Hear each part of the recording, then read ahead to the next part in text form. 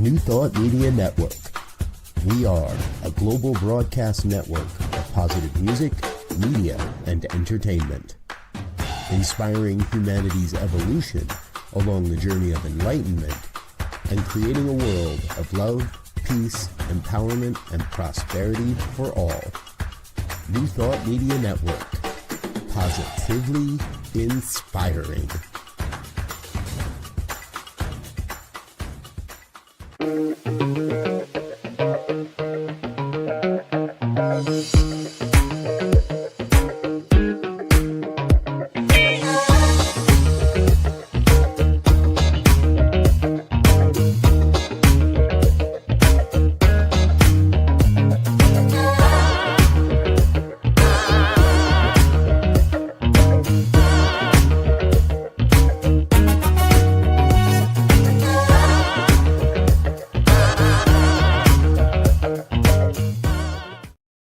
And hello again, dear ones. Dr. Robert with you over here. Rev Z right here. And I'm Rev Sydney. And this is New Thought Today for the 29th of July. There it is. The whole month's gone already, folks. And we're almost into the late summer now of August. But our guest today, very special guest. I'm so happy you're here, actually. Reverend Dr. Sidney Lehman Steen from the North Hollywood. I always want to make sure I put you in the right side of town.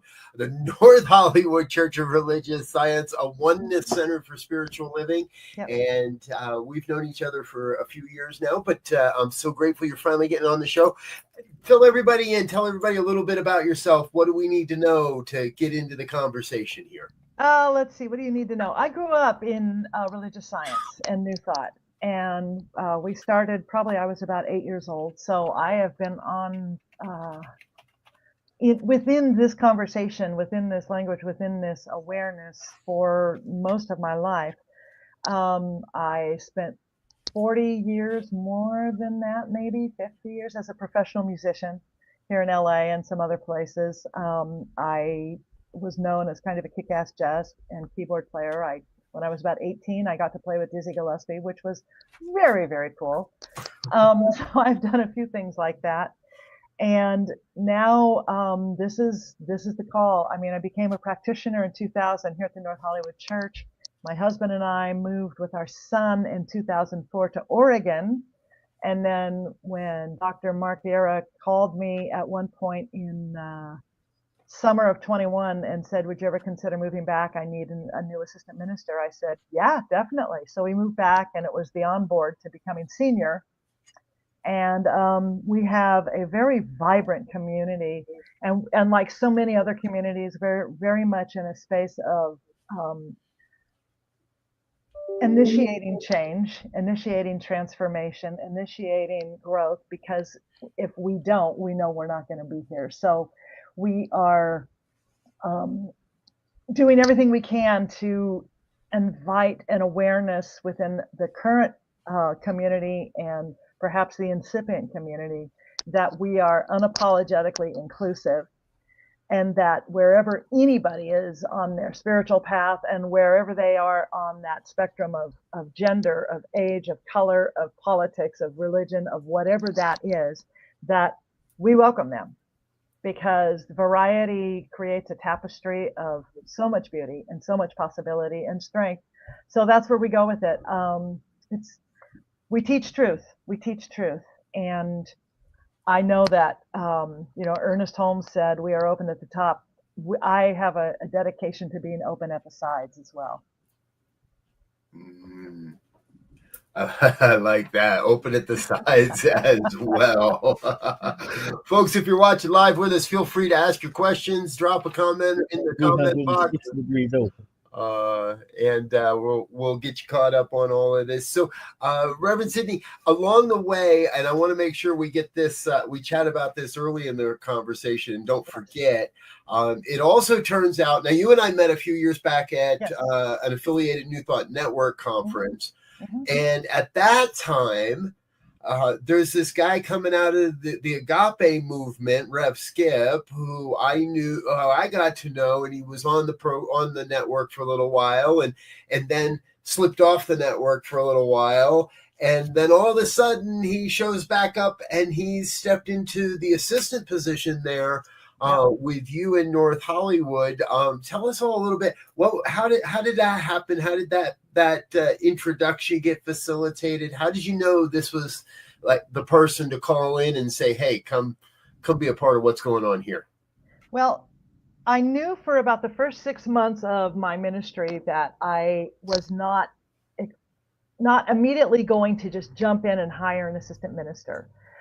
Because for one thing, I needed people to get used to me, to develop an awareness and a connection, or not, but at least to know that this is me, and, you know, cleave unto me or cleave somewhere else, but here's the cleaving. Cleavage? Anyway, so one of my sisters in spirit, one of my best friends in the world is Esther Nicholson. And Esther had mentioned this guy, and then he reached out to me, and I went, okay, well, it's not time yet. And then he reached out to me again, and then the penny dropped, and I went, oh my God, this is the guy that Esther has been talking about. And so we had a Zoom call. He was still in Florida, and we immediately knew that we loved each other. And so he started, when he moved out to LA, this was, that was summer. It was last summer. Yeah. Oh my gosh. It was last summer. And he got out here and he started attending the church even before we interviewed him, gave him a letter of call or any of that stuff. And right away, lots of people who were here already knew him, and they loved him, and we connected so beautifully. He has just been, he's my partner in collaboration, my partner in crime, my partner in spirit, and there is so much heart there, and I'm really so grateful every single day that I get to work with him, because we love working with each other, and we challenge each other to grow by just simply saying, well, what about this? What about this? What about this? How's this? How's that? And we laugh constantly. We come to the office early and we stay late. We're having the best time. It's really great. So he's an excellent teacher and an excellent minister, and our community has kind of exploded with him.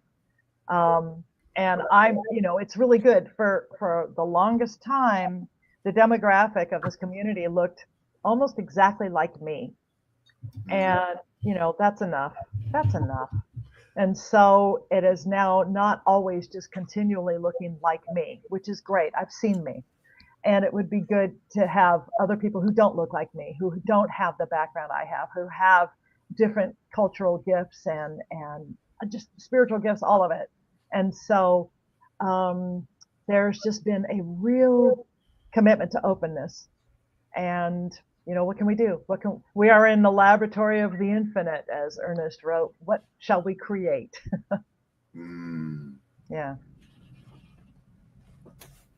LZ is on a little bit of a lag. He'll jump in here. I'm playing Mike tag, but yeah, I think one of the great things I think I heard there is the partnership in ministry, in terms of having someone to bounce things off, because we're in an era where we can no longer, and probably never should have been, doing anything in a vacuum. Because what's clear to me is clear to me and clear to me only. And so the ability to engage, which is what ministry is how do we create room for all, as you said, be open on the sides as well. Yeah. And that requires different previews, different perspectives, and the whole 9 yards. So I think that's great. Yeah, it has been really powerful. We learn a lot from each other. I learn a lot from him. I hope he's learning from me, beyond hair and makeup.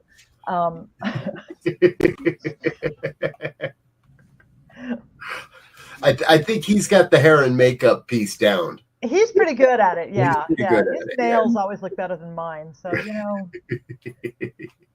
And he follows the LZ form of very little hair.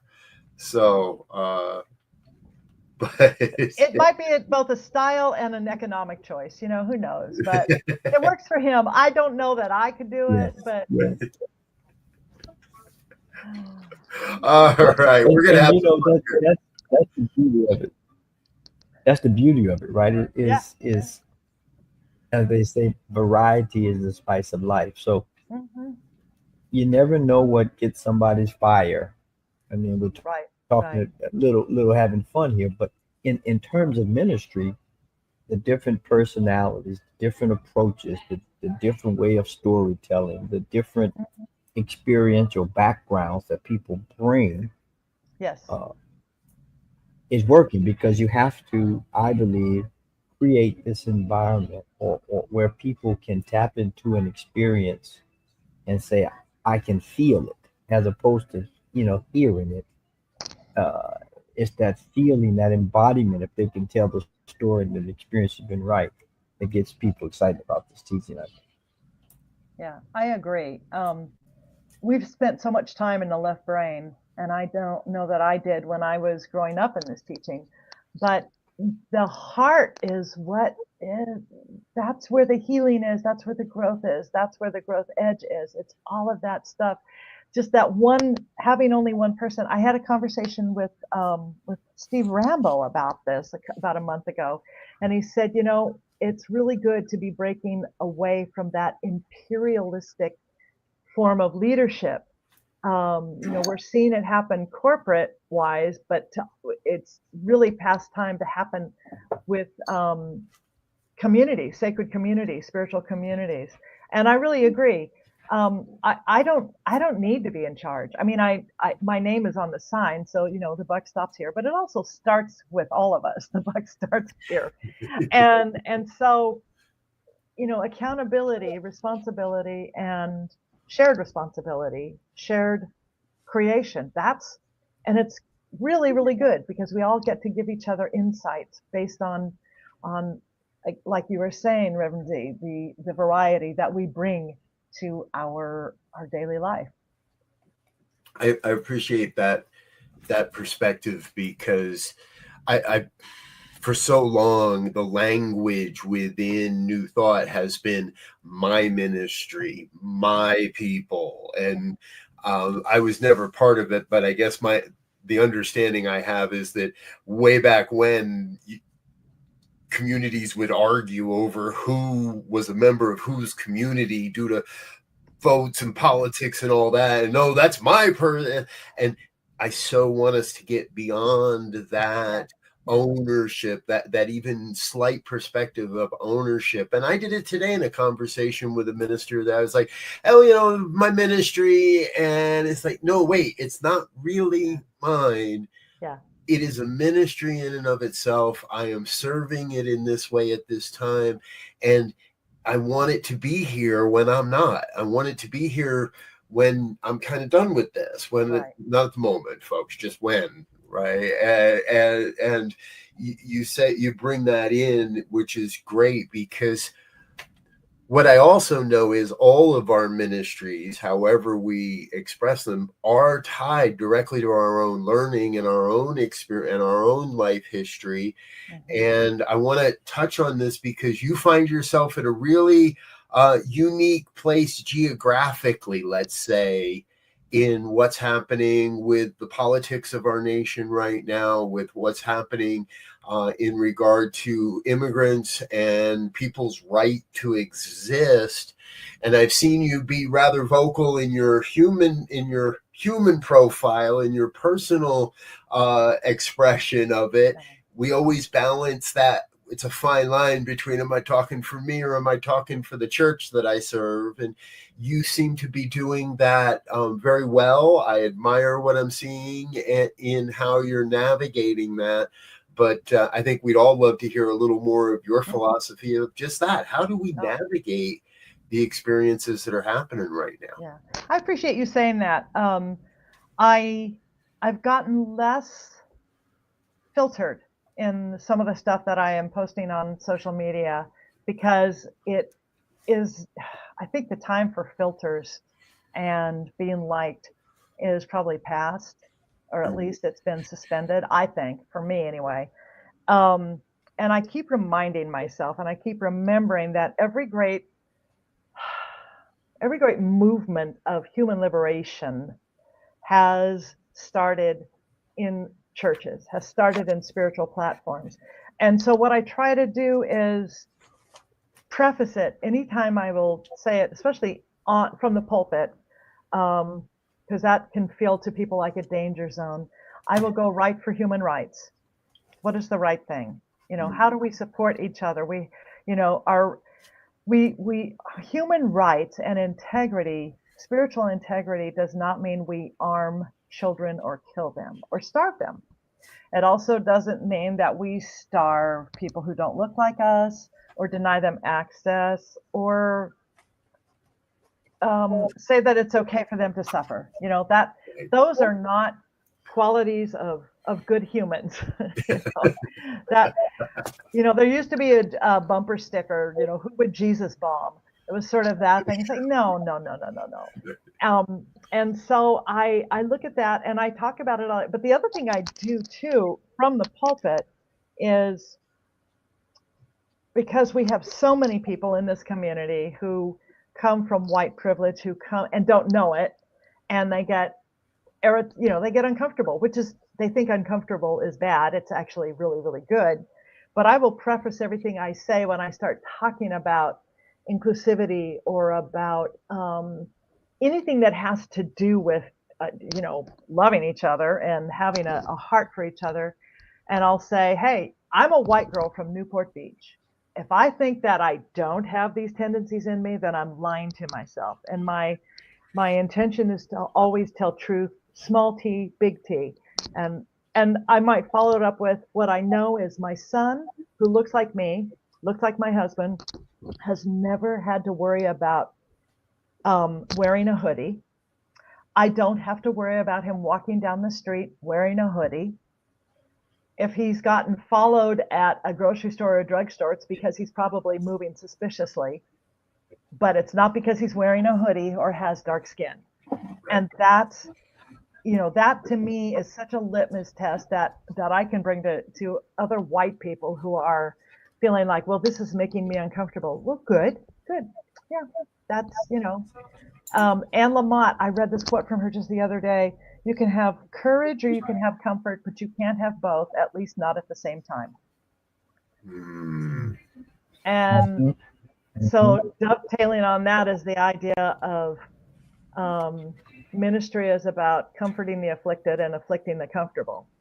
And so how do we grow without really exploring our own limits, our own beliefs and those things? Not just about, gee, I've limited myself with this belief, but how have I limited other people with my judgment, with my prejudice, with my microaggressions, with my macroaggressions? How am I doing this? And so, yeah, I am very vocal on Facebook. I mean, I have been called to the carpet a couple of times on it, and I've said, I stand by my comments. They may be a little harsh, but so am I.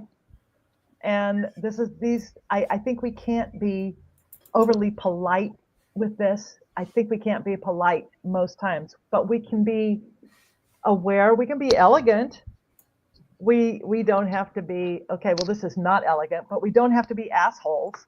We can be kind, we can be loving, and we can also walk, intend to walk a mile in somebody else's heart, in their shoes, and without appropriating their culture, but at least appreciating it.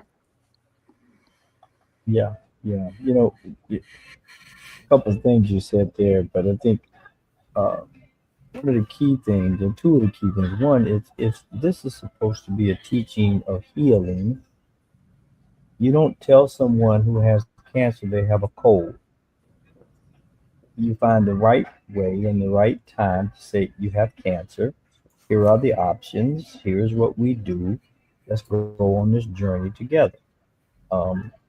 And if we start sugarcoating and making people feel comfortable when they're in need, now we're doing a misjustice and malpractice, even, if you will.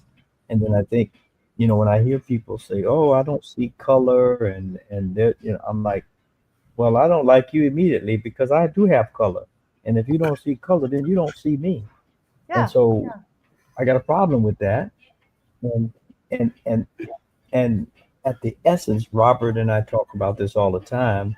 This is more of a way of life than a religion or a ministry. So Yeah. if we could begin to approach it from that methodology and teach from that methodology, it doesn't matter which center you go to or who you follow or what you read even. What matters is, are you carrying out the principles in your everyday life so that they can be felt and experienced by Right. whoever you Right. encounter? I can remember years ago hearing, several different teachers at the Asilomar conferences that we would have saying, if you were arrested for being a religious scientist, would they have enough evidence to convict you? Mhm. And I always liked that because, are we talking about it or are we practicing it? And it is definitely a practice. It is a way of living. It is a way of being. And the older I get, the less I can compartmentalize, the less I want to, the less energy I have to dedicate to that. Because time, we're on this time space continuum, and we each have our agreement with spirit about how many years we're going to get, how many days. And I don't know what my agreement is, so I better get some stuff done.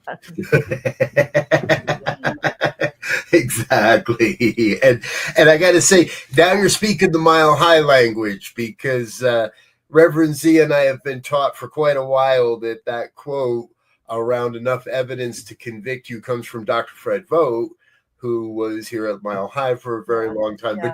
But as you say it makes me question, okay, was it his or was it just ours? In again, letting go of the ownership of where these principles come from, and stepping into, yes, I want to live that. I do want there to be enough evidence. I want there to be no question whatsoever that in the time of darkest, in the time of the great need, we stood with the truth. Mm-hmm. Absolutely. Yeah. And I've told my congregation, they get a little nervous about it, but I've said, we are a sanctuary church. We will stand in that. We will do everything that we have to do. I literally wake up at 3 a.m. wondering if there's enough space between the floor of the sanctuary and the stage where we are to hide people if we need to. And how many people can we get in there? And I've also said, if they're going to have to go through me to arrest any of you or anyone. And so people get nervous. It's like, well, aren't you waving a flag to ICE? It's like, okay, well, they can arrest me first. I am fine with that. Listen, at my age, I haven't been arrested yet. That might be kind of something to add to the resume. I'm good with that. Martin Sheen does it all the time. Why can't I do it? I want to be arrested. Come on. But yeah, they get a little nervous, like I'm inviting them in. It's like, well, I want to make sure that the people who need the safety and sanctuary are hearing this. As far as anybody else, that's up to them, and that's between them and God. But I know that I have to protect and to love people. I just went to Mexico and back for a conference, and don't tell anybody, but my passport is within that 3-month window. My passport expires in September, right? And they say don't go anywhere in that 3 to 6 months because and I thought, all right, well, it's Mexico. They probably really don't care. No, they're going to let you in. They're going to let me in. Getting back may be the issue, but and even going back, they're okay. We'll get rid of you now. Thanks for coming. Get out of here. But I also thought that if I get hassled coming back into the U.S., good, because as a white boy from Jersey, I'm going to use my privilege in that moment to make a big ass stink and and if you want to hassle me over this, let's go, because I'm willing to stand there too and say this isn't right and we can't let this happen to anybody. And maybe people listen to me, maybe they don't, maybe it becomes so. Luckily, they were kind of like, you got any guns, plants, or alcohol?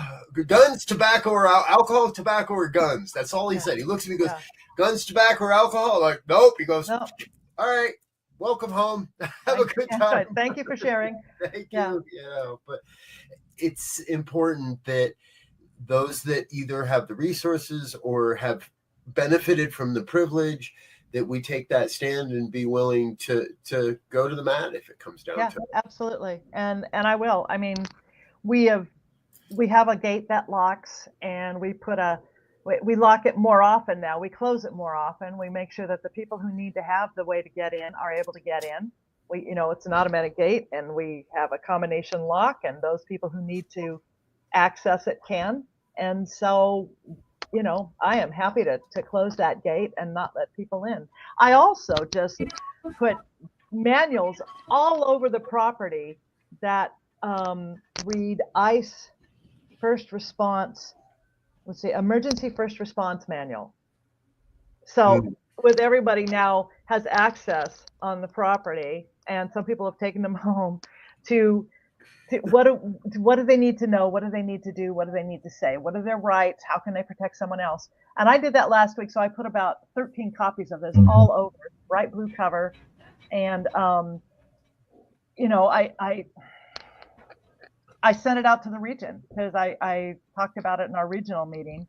We're region 2 with CSL. And I said, anybody need this, let me know. And they all wanted it. So, okay, so now everybody's got it and they can customize it. And because this is what we do. We love people. Jesus, Buddha, Allah, I gave a talk the other day, and I said, we're really used to hearing, what would Jesus do? What would Buddha do? And this was right after the floods in Texas. I said, here's my question. What would Mexico do? Because Mexico showed up, and more people from Mexico, and immediately then from our own government to help in the search, the rescue and recovery effort. I said, so what would Mexico do? Go do that. Be that. Where are you going to find your models? That's the integrity that I think life is calling for right now.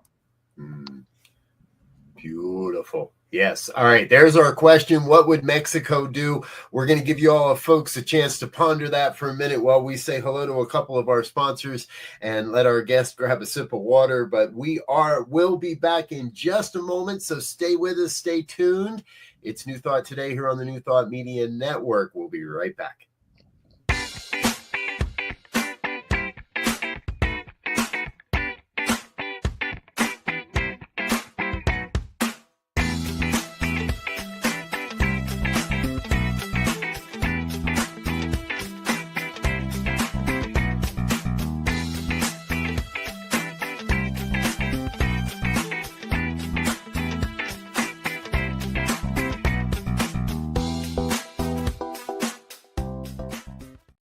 Are you passionate about media, storytelling, and making a difference?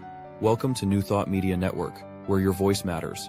We amplify diverse voices and share impactful stories. Join us in our mission. We are a nonprofit organization dedicated to creativity and community, looking for enthusiastic volunteers who want to be part of something bigger, learn, grow, and collaborate in various aspects of media production. Incredible support and camaraderie await you here. Your contributions will help us create powerful content that resonates with audiences and drives social change. Ready to make a difference? Visit our website www.ntmedia.org to learn more about volunteer opportunities and how you can get involved.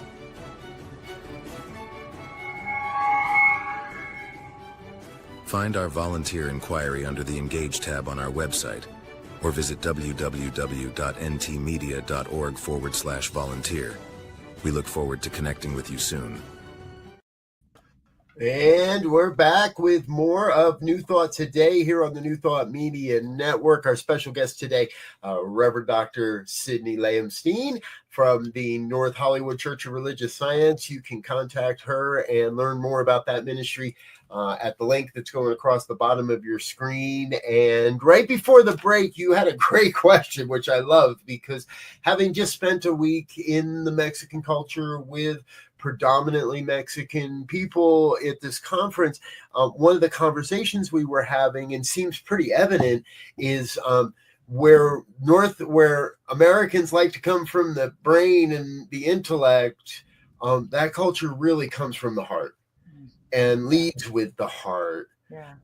And I think for me, it's heartbreaking to see our parts of the American culture vilify that, those people in that culture in the way that that is happening. And how much better life would be if we all just kind of led from the heart. It's one of my friends and I were having a discussion about this very same thing. And all of us talk about it quite a bit, because we have people in our church who are living according to an undocumented status. And the interesting thing was, he said, we are learning to language that as, instead of saying undocumented, they're unprotected. And I felt my heart just go like this, because what you hear, and this is, oh my God, we marginalize, and this might be considered a microaggression. To me, it's not micro, it's very macro, where you will hear a newscaster or a politician, gosh, who, say the undocumented. Undocumented is not a fucking noun. It is a legal status. It's a description. Unprotected is actually the real truth about this. So are we going to step up and protect the people, especially, oh my God, people of heart? Well, any people, but yeah, so it's unprotected is the status that I am, that's how I'm correcting my language around this right now. And it's making a difference in how I am thinking about this and how I'm holding all of this. I have to remember that unprotected sex is not a good idea. I don't think that unprotected people is a great idea either. Well, and there's another thing there. Do you want to document that sex? Could be. We're a very litigious society, and if you're dating, you may want to, undocumented sex. Oh my.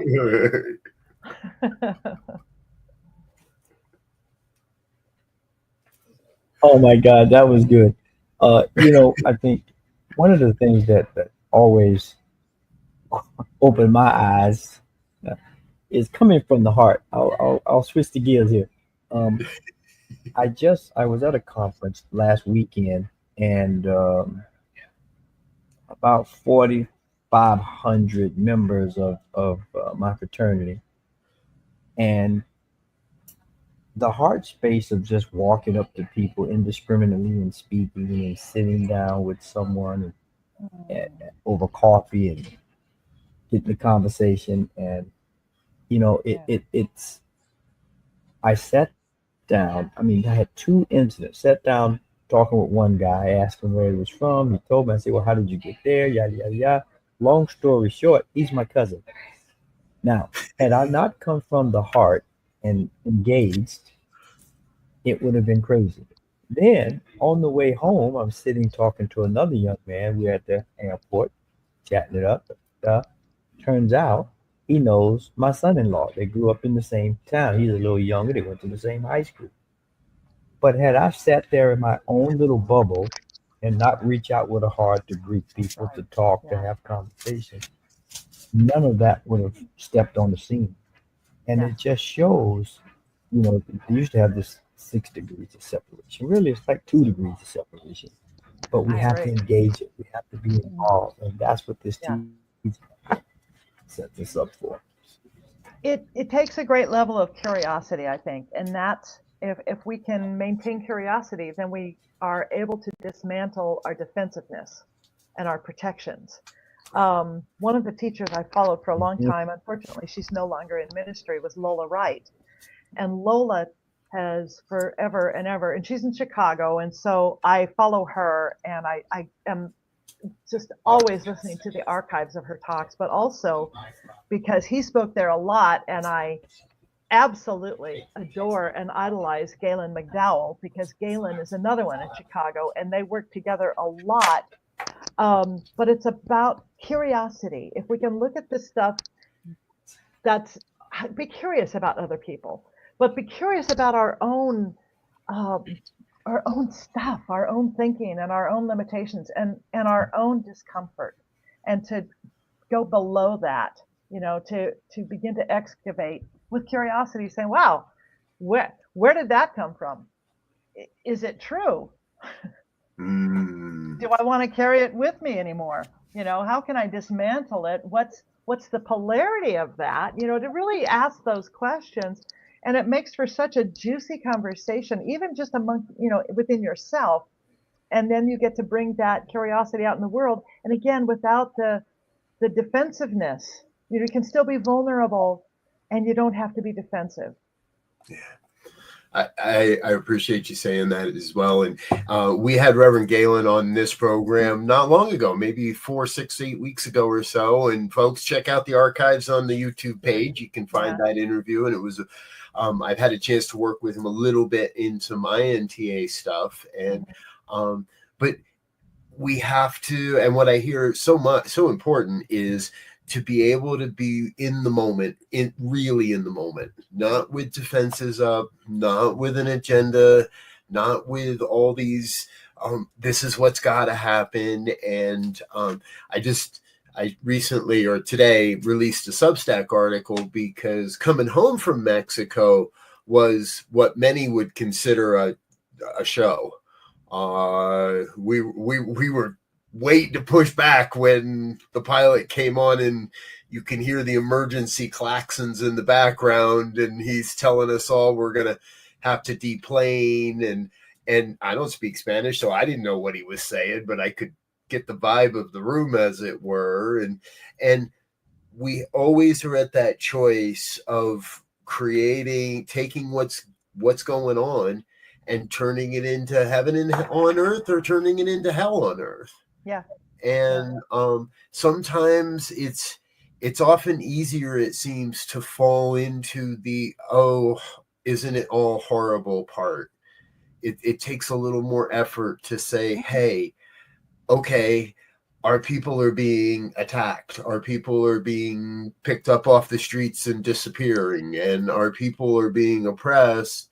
And yet is not the New Thought movement's calling, I believe, to step into that fray and show people there's another way, there's another avenue by which we can step forward in life. And that's kind of what we always like to make sure at some point in our program we give our guests a chance to cast that vision of what you see as sort of that future vision of New Thought movement, and how we take the minutia of today and use that to lift us as a movement, to keep us moving forward. It's one of my new things I really wanted. How do we make this movement move? Yeah. And you don't strike me as someone that's ready to just plant roots and sit around and watch the world go by. No. So let me build on something you said just a bit ago, which is, how do we live and deal with and this is how I'm interpreting that question. The stuff that's going on in the world, and so the minutia of everyday life, and the BS of people being picked up and being arrested and then being sent somewhere else, and all of that just craziness. I have 3 questions that I teach and that I live by, and that I teach my congregation, our community. I have to get rid of that congregation word. I have to replace it with community. So there's part of my learning curve, but also our practitioners. And so the 3 questions to start with any time there's something like that, whether it's big stuff in your own life, big stuff in the world, is, what is there for me to know? What does Spirit want me to know here? What is the information? And to, get curious. What information is here for me from Spirit? What is mine to know? What is mine to know? Then the next question is, who am I to be in that? Who am I to be? Then the next question, and it's actually a combination question. Most of us want to go directly into the, what's mine to do. We see shit happening and we go, well, what's mine to do? And I want my response to always be informed and guided, heart-centered, spirit-led. And so I will, once I ask those first two questions, what is mine to know? Who am I to be? Then I will ask, what is mine to do? Or this one sort of crept in over the last few months, what is mine to give? And I think the give question is maybe more salient for me right now than what is mine to do. Although I'm pretty darn active. I mean, I spent years with our first round of the Orange Man in 2016. I became very, very strong at being an activist. Now, as a sacred or spiritual activist, it's a different focus, or a different distribution of energy, because I have to have the energy to be a minister and to be here for this community. My vision for my community is just that, heart-centered, spirit-led, that continually is willing to grow, to embrace, and to be here for people, to support them through their life's journeys, to support all people and all forms of life. And where I want to see this movement going is that we have to have a much bigger umbrella. We talked earlier about how it used to be the restrictions on, well, if you go to this community, then you can't be involved in that community. I don't know I grew up mostly in RSI, so I don't know about United, but there used to be a 30-mile limit. Mm-hmm. You couldn't have another community 30 miles within 30 miles. Yep. And that was very interesting. And it went on actually till kind of recently. But since everybody now has to be able to access learning online, and there's some classes that you want to take that the church down the street from you or the center down the street from you is not offering. And so that blows that one out, that again, the time-space continuum no longer has value with that. But I know that this umbrella has to be bigger. And that means that we have to fully embrace, recognize,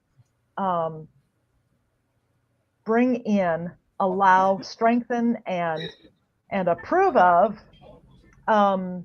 whether it's divine science, religious science, unity, whether it's INTA, Anton, Affiliated New Thought Network, CSL, all of it, we all have to come together, because there isn't enough in the individual units to keep this teaching alive and fruitful. But if we are all together, and I have practitioners here, and this will probably piss somebody off. Again, I'll make somebody, I'll afflict somebody in their comfort. I have practitioners here that are agape practitioners. They're not CSL practitioners. We are a CSL affiliated center. I have practitioners here who are Anton practitioners, and they're darn good at practitioners. I vet everybody that I invite to come into the space as a professional practitioner or as a minister. I'm very aware that they have the consciousness. So that's where the vetting comes in.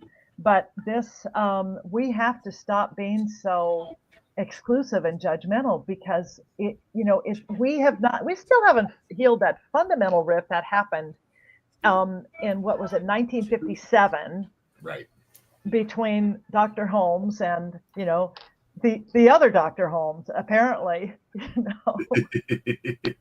haven't healed that. And then when United and RSI came together, in whatever, I think it was 2011, it still has not been healed. We call ourselves one, but we're not. Yep. So we just have to get over it and just start doing the teaching and acknowledging and allowing and affirming each other. We have to lift each other, just lift each other. I spent 13 years as music director and later as associate minister at a Unity church in Portland. And they changed their bylaws so that I could come in as a religious science minister and be the associate minister. They'd never done that before, but I'd been there a long time. So what I got from that was an incredibly rich capacity and appreciation for teaching, whether it's a Sunday or a class or a Wednesday or whatever it was, and invoking the wisdom of Ernest Holmes, Charles Fillmore, Myrtle Fillmore, all of these other teachers, and bringing all of that in, and Eastern teachers. And it was such a rich experience for me to be able to weave all of it together. And it has left me thinking, why wouldn't we do that? Why wouldn't we? Yeah, exactly. I was actually having much of this same conversation with someone earlier today, that we've never fully healed that cultural rift, and we have so many organizations. There's a couple more we can add to the list you shared earlier: UFBL, Hillside, Agape, AGNT. I can't believe I forgot them. Thank you. Organizations come and go, and organizations ebb and flow, but the message, the people are so incredibly important that I'm not too worried on how dressed up somebody I'm is. not either. But you also said something very important, but the consciousness is everything. So regardless of where you got your education or who you studied with, if you're demonstrating the consciousness in this moment, then come on in. Let's change the world together. Yeah, absolutely. And I'm glad that you mentioned UFBL, because Bishop Barbara King was just such a powerhouse. And I remember meeting her at the Parliament of World Religions in Salt Lake City, and I can't remember what year that was, 2012, 2014, anyway. And I remember there was a luncheon you could attend at this, and I love the whole goal of the Parliament, which is, there were over 10,000 people from every walk of life, every faith tradition, all across the globe, gathering with the intention of not killing each other. It's a really, really good plan. And so there was this extra luncheon that you could pay for and attend, and the Dalai Lama was supposed to speak. And he was not able to make it. So we're all seated, probably several hundred people in this room, waiting for him to come on. And it was announced that he was ill and could not be there. So we had a video, but I just was looking around the room, and it was fascinating to see. And here's my judgment suit. So many people going, oh, he's sick. He's old. He could be done. All of that. And I happened to see Barbara King, and she was in prayer. She was just right there in prayer, affirming the wholeness and the right action. And I thought, oh my God, that's where we're all supposed to be. Every time something goes on, we go immediately to prayer. And she was the only one. I'm sure there were others, but she was the one I saw. It's hard to miss her. She was like 6'4", and she was a presence just in her own right. And I thought, man, that's the consciousness that I want. That's what we need, is you go right to prayer and know its wholeness, and it's all right. It's all good. It's all good. God always has a bigger idea. Well, part of this teaching, as I understand it, in this bigger umbrella of new thought, is what was said earlier. I believe this new thought of how you look at everyone as yourself. And so when something happens in my mind, the question becomes, what would I want to do to support myself as my other, if you will, that there's no real other, but to get that sense of how do I react in this way that allows me to see everybody as myself. Yeah, it's extending a heart. Yeah. Yes. I like that. The ego has to go away. Has to go away. Yeah, and it's interesting that you mentioned that, because early on, hearing teachers talk about this, that people reflect parts of us back to ourselves. And mostly what I took from those discussions was, if someone is being a jerk, shorthand, then then looking at that within myself of what do I need to heal, and then the conversation often would stop there. Okay, well, clearly I've got some jerk in me, so I need to heal that. But what you're saying is so good, because it goes beyond that to the heart of how do I love that part of me and that part of them and make a deeper connection of oneness, so that compassion is the first thing, and that the compassion, just as we know, love heals everything. So the compassion allows for those walls and those restrictions to just dissolve. So it's engaging in a heart of compassion and not saying, well, God, what a jerk. How do I heal that in me? Which really isn't a very high truth kind of statement. But to be able to say, oh my gosh, I'm here. This person is standing before me, and it's me. I need to own, love, forgive, bless, ho'opono my ass off, and whatever it is I need to heal and lift within me so I can shift. Thank you very much for the mirror, God. Thank you so much. Thank you so much. So I like that a lot. Thank you.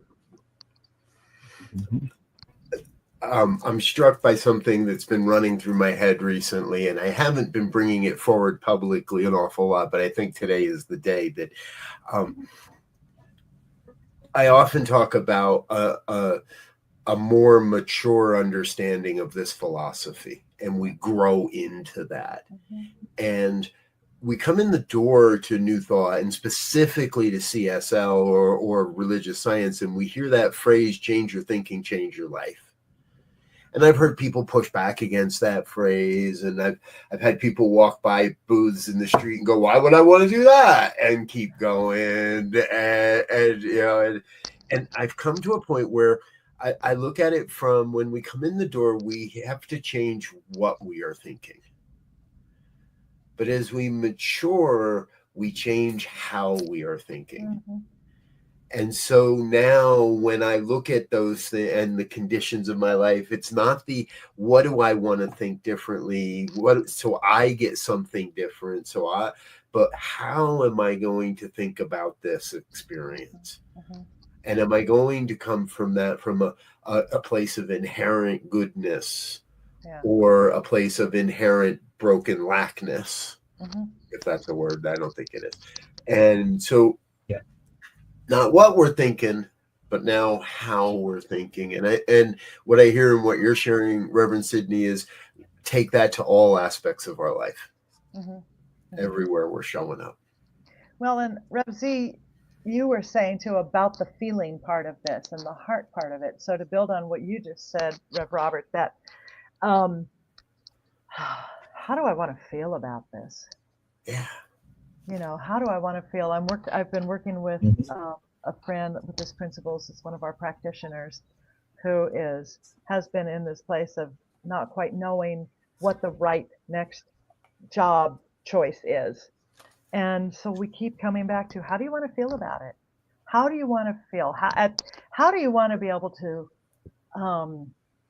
rest at night or get excited in the morning?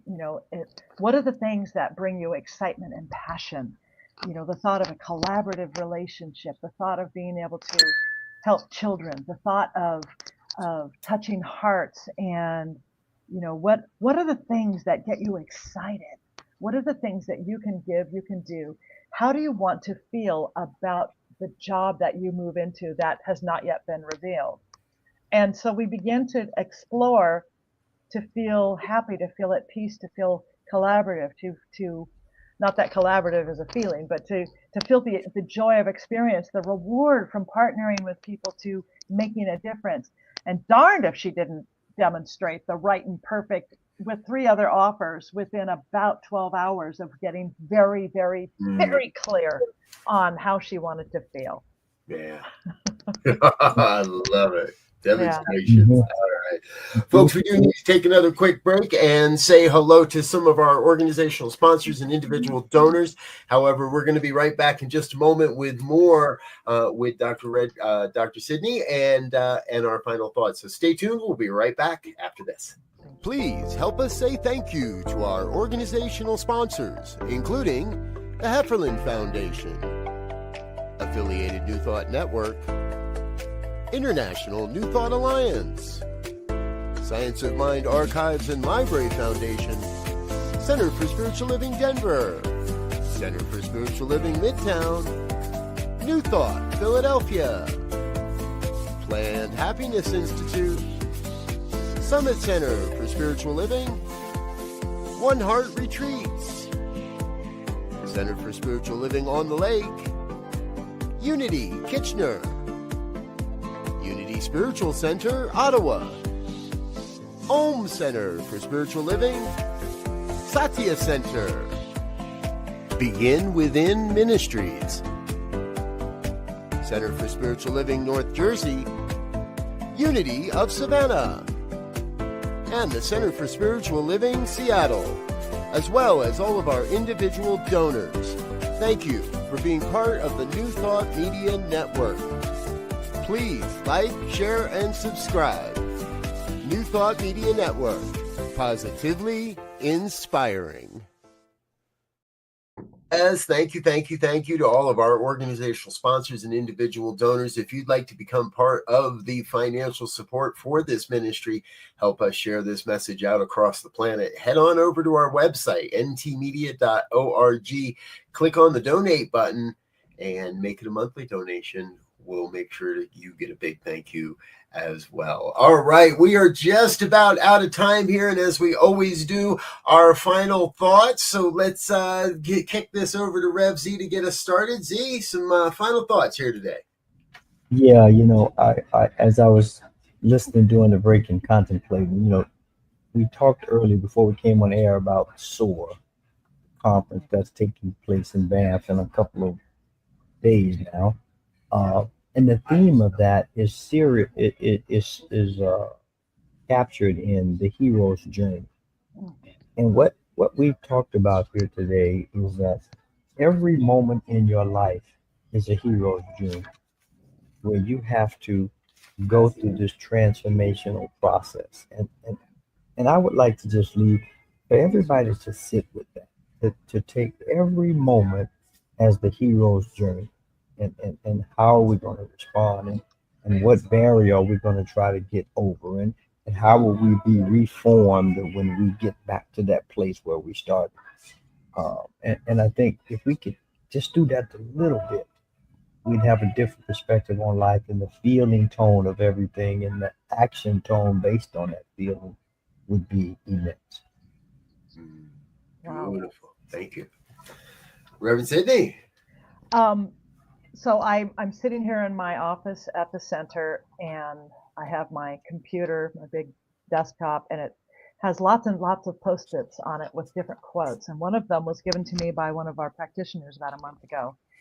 And I think it to me, from what you were just seeing, Reverend Z, it builds on it. It's from Lena Horne. It's not the load that breaks you down, it's the way you carry it. And that's the hero's journey. It's the blessing. Yeah, we get to carry that load. That's the blessing. This is your gift. It's not your curse, it's your gift. Yeah. Beautiful. Thank you. I'll write that down. It's not the load that breaks you down, it's the way you carry it. Isn't that great? Yeah, exactly. And I want to circle back around to something you shared at the very beginning, but before that, I would be remiss if I didn't mention that I believe you will be at the Anton, the Affiliated New Thought Network conference later this fall in the beginning of October. Sure. I will be there as well, and I'm really looking forward to seeing you there. I have to tell everybody, Reverend Sidney and I had the great honor to share in a ceremony last year, and I was totally winging it, and I just kept looking over at her like, you got another one in you? And you were playing piano, and you kept looking back at me, and it was kind of like, well, yeah, I do, but aren't we supposed to wrap this up sometime? And I was like, no, let's do another one. Let's keep going. And you were right there. You were right there in the spirit of it all, and it was all just incredibly perfect. So I'm going to always hold that memory of glancing over at you and you looking back like, yeah, I can keep going. Let's keep going. Very fun. It was such a blast. And as I was preparing to go into that, I thought I better just have a little list of songs next to me, because it may It may morph. We may morph. we morph. We morph. That's for sure. And for my final thought, something you said very early in our program today. Every great movement has started in the churches. It's about human rights and it's about spiritual integrity. And I think that there's no better place for me, and I believe for so many people, to practice this piece of human rights and spiritual integrity than within the New Thought movement. Thank you to join us. I believe that's about all we've got time for here today, folks. So thank you again so much for being with us on behalf of myself, everyone here, and all of New Thought Media Network. We look forward to seeing you again real soon. But until then, we wish you peace and richest blessings. Thank you so much. Thank you. It was great. Thank you.